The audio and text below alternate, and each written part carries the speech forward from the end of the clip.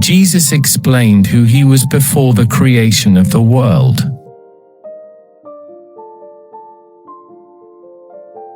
In the Bible, Jesus is portrayed as explaining his identity and existence before the creation of the world.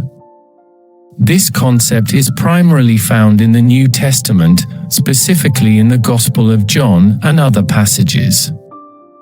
Here are the details of Jesus' pre-existence. 1. Jesus as the Word. In the Gospel of John, Jesus is introduced as the Word, Greek, logos, in John 1 verses 1 to 3. In the beginning was the Word, and the Word was with God, and the Word was God.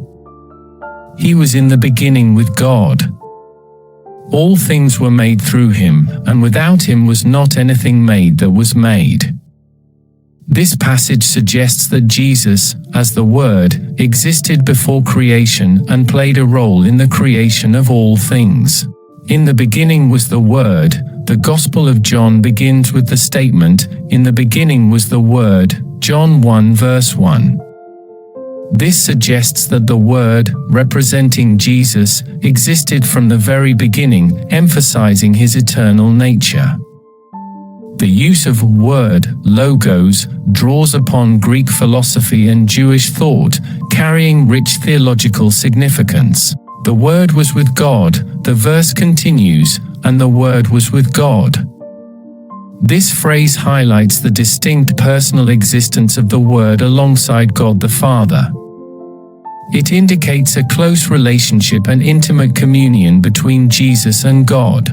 The Word was God, the verse further states, and the Word was God.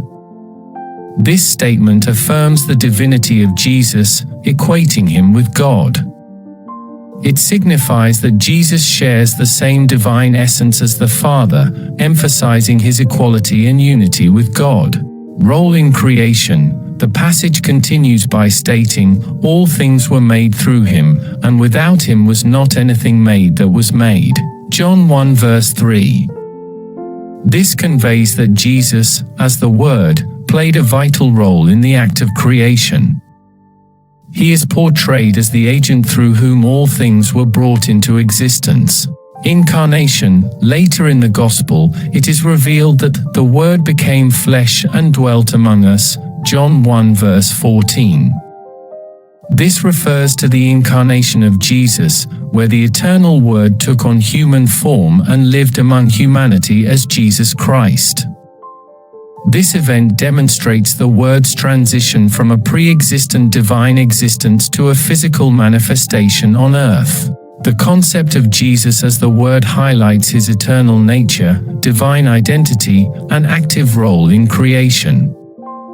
It emphasizes his close relationship with God the Father and his pivotal role in God's plan of salvation.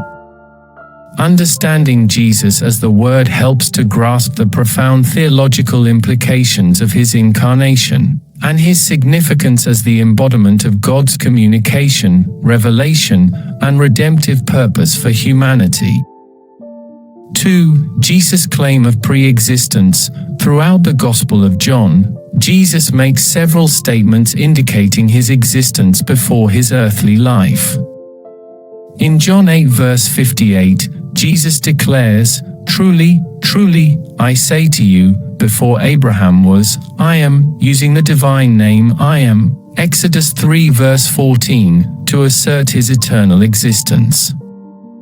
This statement implies that Jesus existed even before the patriarch Abraham, who lived centuries before him.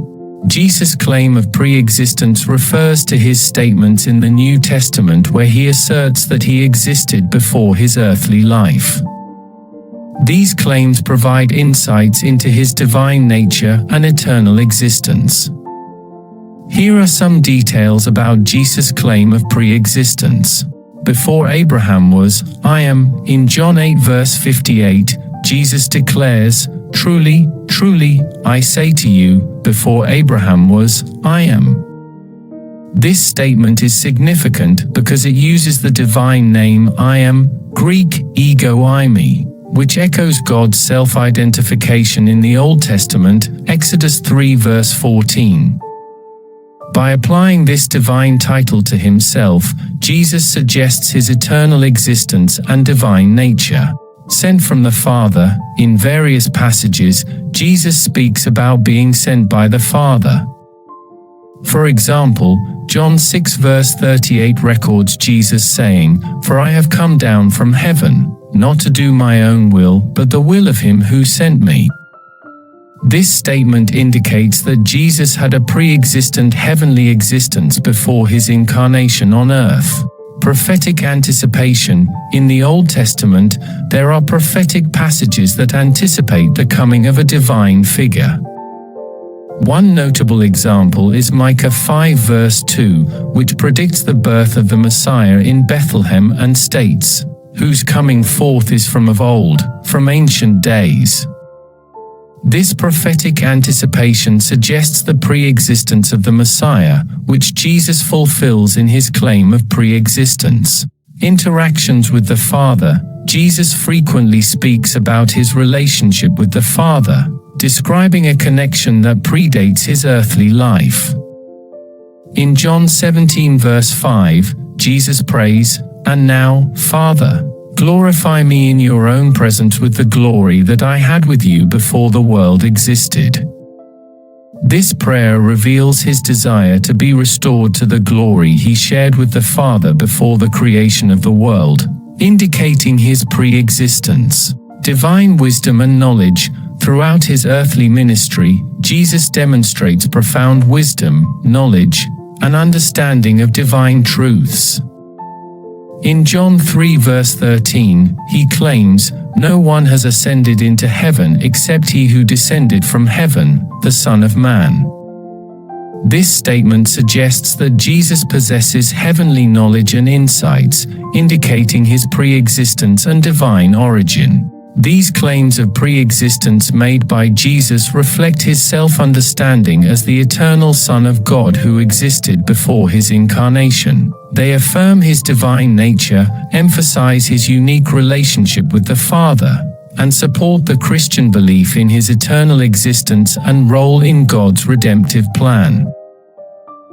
3. Jesus' prayer to the Father. In John 17 verse 5, Jesus prays to the Father, saying, "And now, Father, glorify me in your own presence with the glory that I had with you before the world existed." Here, Jesus expresses his desire to be restored to the glory he shared with the Father before the world was created, indicating his pre-existence and divine nature. Jesus' prayer to the Father refers to instances in the New Testament where Jesus is depicted as praying to God the Father. These prayers offer insights into his relationship with the Father, his mission, and his desire to fulfill God's purposes. Here are some details about Jesus' prayer to the Father. Communion with the Father. Jesus' prayers demonstrate his intimate communion with God the Father. He often withdraws to solitary places to pray, Luke 5 verse 16, and seeks moments of solitude to communicate with the Father. These prayers reflect his deep spiritual connection and reliance on the Father. Expression of submission and obedience. In his prayers, Jesus frequently expresses his submission to the will of the Father. In the Garden of Gethsemane, for example, Jesus prays, "Father, if you are willing, remove this cup from me. Nevertheless, not my will, but yours, be done." Luke 22 verse 42. This prayer reveals his willingness to submit to the Father's plan, even if it involves personal sacrifice. Requests for glorification. Jesus often prays for his own glorification in the Father's presence. In John 17 verse 1, he prays, "Father, the hour has come, glorify your Son that the Son may glorify you." These prayers reflect Jesus' desire to fulfill his mission and bring glory to the Father through his life, death, and resurrection. Intercession for his disciples and believers. Jesus also prays for his disciples and future believers. In John 17, often referred to as the high priestly prayer, Jesus intercedes for his disciples, praying for their protection, unity, and sanctification.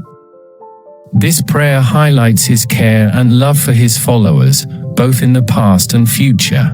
Expression of eternal unity and love, Jesus' prayers to the Father reveal the eternal unity and love shared between them. In John 17 verse 24, Jesus prays, "Father, I desire that they also, whom you have given me, may be with me where I am, to see my glory that you have given me because you loved me before the foundation of the world." This prayer emphasizes the eternal love and unity between the Father and the Son. Jesus' prayers to the Father demonstrate his deep spiritual connection, submission to God's will, and his mission to bring glory to the Father. They also reveal his intercessory role on behalf of his disciples and believers. Through his prayers, Jesus models a relationship of dependence, trust, and intimacy with God the Father, inviting his followers to emulate this pattern of prayer and communion with God. 4. Jesus' role in creation. The New Testament also affirms Jesus' involvement in the act of creation. In Colossians 1 verses 16 to 17, it is stated that by him all things were created, in heaven and on earth, visible and invisible, whether thrones or dominions or rulers or authorities, all things were created through him and for him. And he is before all things, and in him all things hold together. This passage emphasizes Jesus' role as the agent of creation and the sustainer of all things. The concept of Jesus' role in creation refers to the belief that Jesus played a significant part in the act of creation, as portrayed in the New Testament. Here are some details about Jesus' role in creation. Agent of creation. The New Testament affirms that Jesus was not only present before the world's creation, but also actively involved in bringing all things into existence. In Colossians 1 verses 16 to 17, it states, "For by him all things were created, in heaven and on earth, visible and invisible, whether thrones or dominions or rulers or authorities, all things were created through him and for him." This passage emphasizes that Jesus, as the agent of creation, was instrumental in bringing forth the entire cosmos. Sustainer of all things, in addition to being involved in the initial act of creation, the New Testament also asserts that Jesus sustains and upholds all things. Hebrews 1 verse 3 describes Jesus as the one sustaining all things by his powerful word. This implies that Jesus not only brought the universe into existence, but also continues to maintain its order and existence through his divine power. Wisdom and Logos. The Gospel of John introduces Jesus as the Word, Greek, Logos, who was with God in the beginning and through whom all things were made. John 1 verses 1 to 3. The idea of Jesus as the Logos draws on the concept of divine wisdom found in the Old Testament. In Proverbs 8 verses 22 to 31, wisdom is personified and described as being present with God during creation. The Gospel of John presents Jesus as the embodiment of this divine wisdom, indicating his role in the creative purposes of God. Creation's purpose and redemption. The New Testament also highlights Jesus' role in creation in relation to its ultimate purpose and redemption. Romans 8 verses 19 to 22 speaks of creation eagerly longing for the revealing of the children of God, and being subjected to futility but with hope of being set free. Jesus' redemptive work extends beyond humanity to the restoration of all creation, indicating his role in both the original creation and its ultimate renewal.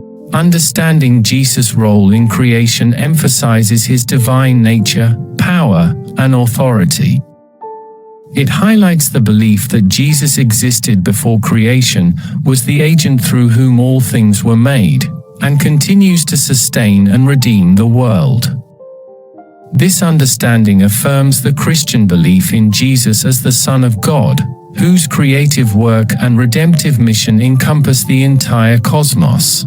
These passages, along with others in the New Testament, present Jesus as the eternal Word of God, existing before the world's creation and actively involved in the act of creation itself. They affirm his divine nature, highlighting that he is not only a historical figure but also the Son of God who transcends time and space. Understanding Jesus' pre-existence is fundamental to the Christian belief in his divinity and his role in God's plan of redemption for humanity. Thank you for watching. We hope you have gained insights into the Bible through this discussion. Please consider subscribing and clicking on the notification icon for future updates. Stay tuned for more episodes where we delve into critical issues found in the Bible.